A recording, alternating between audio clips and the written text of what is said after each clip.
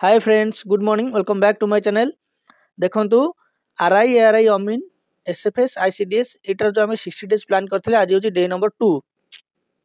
काली थिला day number 1 जो थरे कि आम कहिथिले कि आपन को पई एतिकी रहउची टास्क, आपन एतिकी दिन को प्रैक्टिस करले हेइ जिवो। तो आज भी सेमती आपन को पई एतिकी आपन पढिबे आ प्रैक्टिस करिवे, आपनकर डे 2 भी सक्सेसफुल हेइ जिवो। बुझिउची एमती रे आम अल्प की पूरा 60 दिन भीतर सब किछि कंप्लीट कर देथिबा सिलेबस सहित। ता सहित आउ 10-20 दिन भीतर आम रिविजन भी करदबा। आ जे मान जहाँ को फील होतो कि बहुत कम अच्छी एथि कौन हम काल देखीदेवी एमती कले किसी हेनी। बुझे ना सेमती दिन पलैब सेमती आप भावुए कम बेसी भाई पलैब दिन। देखो आज रोचे मैथ नंबर सिस्टम 2 काल नंबर सिस्टम 1 गोटे टाइप पढ़ते आज नंबर सिस्टम 2 आउ किछि तार आउ किछि टाइप आप पढ़िबे। तापर इंग्लिश टेंस 2 रोचे काली टेंस 1 थिला। तापरे ओडिया मात्रा फला शब्द आपको टोटालटा आज सारे मुझे यार वीडियो आउ ए वीडियो रो पछे पछे मु अपलोड कर देबी। मात्रा फला शब्द आपण सब्सक्राइब कर रखि तांतु। एटा वीडियोटा आपण डेली रे ओडिया ग्रामर आपण डेली पाइबे। ओडिया ग्रामर ओडिया भोकाब आपण सब पाइबे।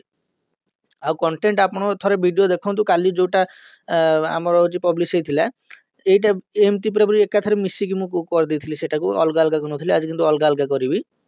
आउ जीके रो इंडस वैली सिविलाइजेशन आज सारिबे थ्योरी सहित एमसीक्यू साथ देबे।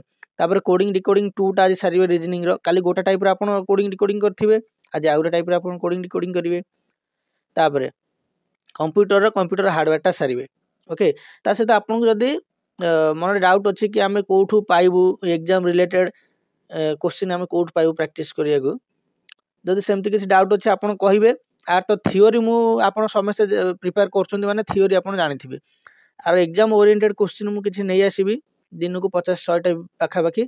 जदी मिक्स चाहउछुंती कहबे मिक्स आनिबा जेमति कि मैथ रु 10 टा इंग्लिश रु 10 टा जीके रु 10 टा ओडिया तो मु रेगुलर आनिबी। आ रीजनिंग रु 10 टा कंप्यूटर रु 10 टा एमति मिक्स चाहउछुंती ना आपण को केवल होची ओडिया सहित ओडिया तो सकाळ आसी दियो 12 टा भितरे क्लास टी ता सहित आपण को आ गोटे कि 2 टा क्लास दरकार जो मु देई पारिबी। आपण चाहिए केवल मैथ आप आणतु कि केवल इंग्लिश आणतु आ गोटे 2 टा एमती ताले मु सेमिति भी आनी पारिबी जदि आपण कोउटा लागुची कि कोउटा कले फील माने ठीक हबो। बुझुछि ना किंतु एग्जाम ओरिएंटेड क्वेश्चन हम आनिबा जहां भी आनिबा। तो आपण कमेंट बॉक्स रे कमेंट करिवे। तो आज रो एई गुरा को आपण फॉलो करिवे। एति की प्लान आज आपण पई रहिला।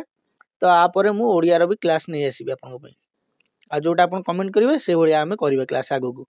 तो रहिली, थैंक यू।